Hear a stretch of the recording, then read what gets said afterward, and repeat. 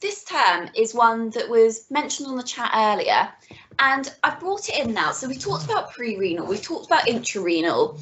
Now, there is an argument as to whether acute tubular necrosis falls under pre-renal or intra-renal. So that's why I'm going to talk about it specifically on its own. So in most sources I've looked at, it is classed as pre-renal, not intra-renal, and I want to explain why. So acute tubular necrosis is a consequence of hypoxia. So it's where you've got death of the cells of the renal tubules because of hypoxia. So if you think of the causes of pre-renal, for example, not getting the blood flow to the kidneys, having stenosis of the renal arteries, that fits better with the picture of acute tubular necrosis. There are some sources that will say that intrarenal pathologies are far more common than pre-renal, and generally that's because they've counted acute tubular necrosis to be intrarenal. And you can see why, because the tubules themselves are within the kidneys and it is damage to those tubules which is causing the AKI. So if you want to put it in intrarenal, fine, but that is why we would commonly say it's pre-renal. That's compared to something like renal tubular acidosis, where the actual insult is at the tubules. So the pathology causing it is in the kidneys. So that's why we would say that that is intrarenal, whereas ATN is pre-renal. So hopefully that's cleared it up a little bit. And then the final thing we'll go through before we take a break is post-renal. And this is going to be more brief because the kinds of pathologies do fall under a lot of different sections of medicine. So I think to go through every single one isn't going to be that beneficial today. But in general, we're talking about obstruction. And for its cause an AKI, you're really looking for a bilateral obstruction, because if you obstruct just the one kidney, you won't necessarily get that same rise in creatinine, because the other kidney, as long as it's healthy, is still able to filter the blood effectively. So, for example, if you had a bladder stone, that can block both sides, so it can block both ureters if it's big enough. Whereas if you had a renal stone that only blocks one side, unless the person already has an underlying CKD, you often won't get the AKI picture. Similarly, ureteric strictures, very rare to get that on both sides together. Whereas something like if you had an injury to the bladder, that's more plausible, or a bladder tumour, or benign prostatic hyperplasia. So generally, we're looking for something that causes a bilateral blockage. When would you be considering post-renal? I think that's the most important thing. If you're going on to a ward, to know when are you considering this, because there are so many possibilities. So initially, you're going to think, is it pre-renal? Is it something dead simple? Have they had enough maintenance fluids? Have they had a long lie on the floor? Things like that. After that, you're thinking, okay, so if it's intra-renal, if I give them some steroids, does that help? Do they have the sort of pattern that would suggest it's, say, a post-strep condition? If you're struggling, if there's nothing suggestive in the history, then you would do an ultrasound. And when you do the ultrasound, you would see hydronephrosis, which is where you've got an increase in the size of the kidneys because of a backing up of fluid. That's one sign. Or you could see the actual cause of the obstruction. So you might actually see something that is blocking the ureters or the bladder, and that's then going to suggest to you that it's obstructive. So we'll do some cases now, and I'm going to want you to come up with some possible differentials for what's going on here. And there's lots of possibilities. So the first one, we've got a thin 65-year-old man with no significant past medical history, presenting with a 5-month history of right-sided flank discomfort and abdominal fullness. He finally seeks medical attention because of 2 weeks of lower extremity edema and 4 days of gross hematuria with clots. On examination, his blood pressure is 160/90, his heart rate is 120 and regular, and he doesn't have a fever. He's found to have a palpable right-sided lower abdominal mass and pitting edema to the mid-shins bilaterally, but worse on the right. So take a moment to think, and when you're ready, just start posting some possible differentials on the chat. And we'll give it a couple of minutes because there's quite a lot of information there.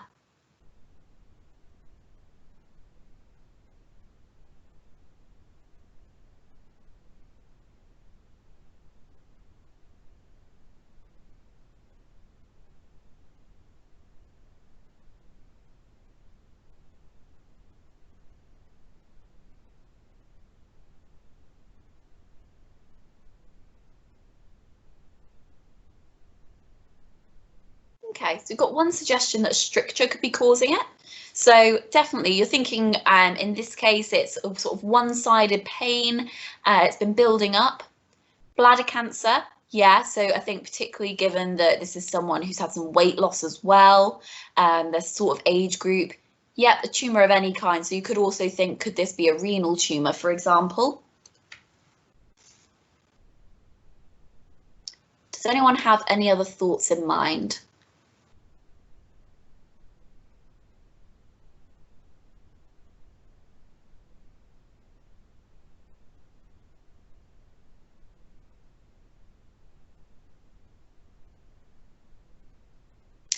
Yeah, that's a nice suggestion. So abdominal fullness, could it be prostate related?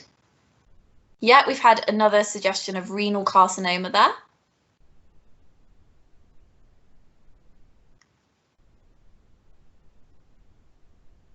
Okay, so we'll go forward with those suggestions. So actually, this was a case of renal carcinoma, but again, rather than necessarily getting the right diagnosis, this was more about you thinking about the possibilities, but yeah, definitely. Okay, so we'll go on to a second case now. So we've got a 68-year-old man who presents to the emergency department complaining of inability to urinate for the previous 12 hours, so he's in retention. He has severe lower abdominal pain. Prior to this, he noted a weaker force of urinary stream, difficulty in starting his urinary stream, and frequent episodes of waking at night to pass urine, so nocturia. On examination, he has lower abdominal distension, which is dull to percussion. So again, we'll give it a couple of minutes, and if people could post their suggestions. Cool, so nephrolithiasis, BPH, prostate cancer. Has anyone got anything other than those three?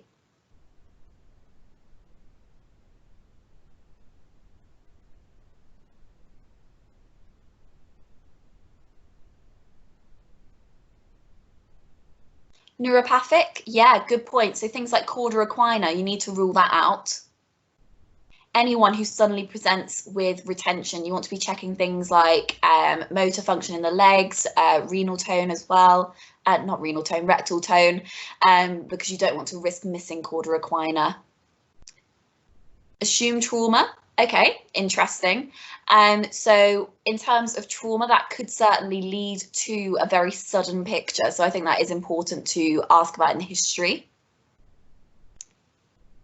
Yeah, good. Again, from the history, you want to know, is there anything that could have caused this sudden trigger? Yeah, good expansion there.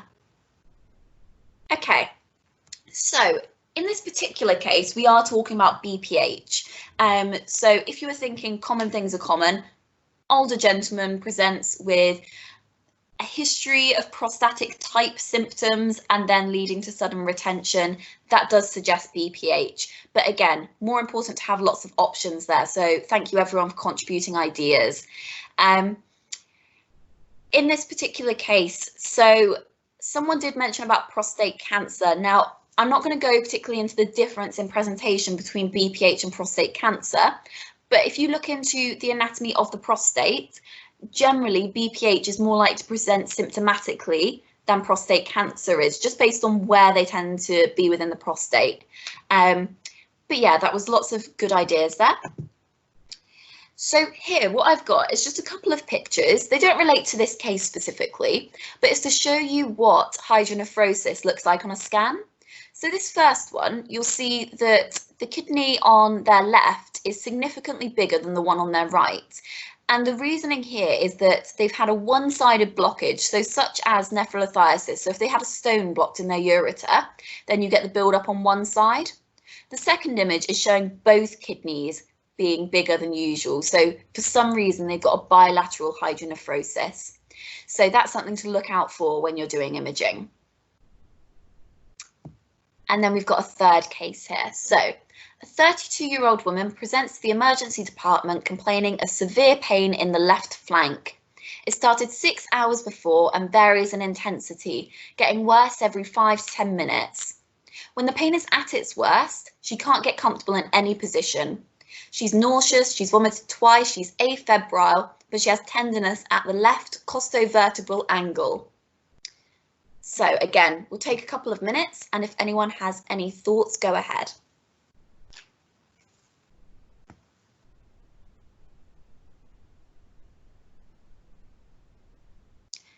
Good. So we're not just thinking in terms of the urinary system here. Ectopic pregnancy, any woman who's of reproductive age, you would want to consider this. Yeah, but yeah, nephrolithiasis, that's a good thought. Ovarian torsion, pelvic inflammatory disease, good. Someone's done the gynae block.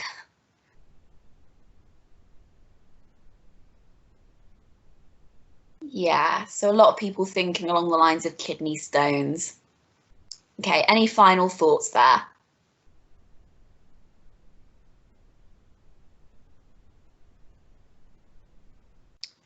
I think another differential that would be plausible would be something like an upper urinary tract infection. But the things you would bear in mind here is why would the pain be coming and going, and why would she not have a fever? So that would lean you more in the direction of kidney stones. If we're thinking urological, obviously there are lots of possible gynae causes, and that's absolutely right that you consider that in the emergency department. Good. So yeah, in this case, it was a one-sided kidney stone. Perfect. So, to summarise this section on causes of AKI, so we've gone through pre-renal, renal and post-renal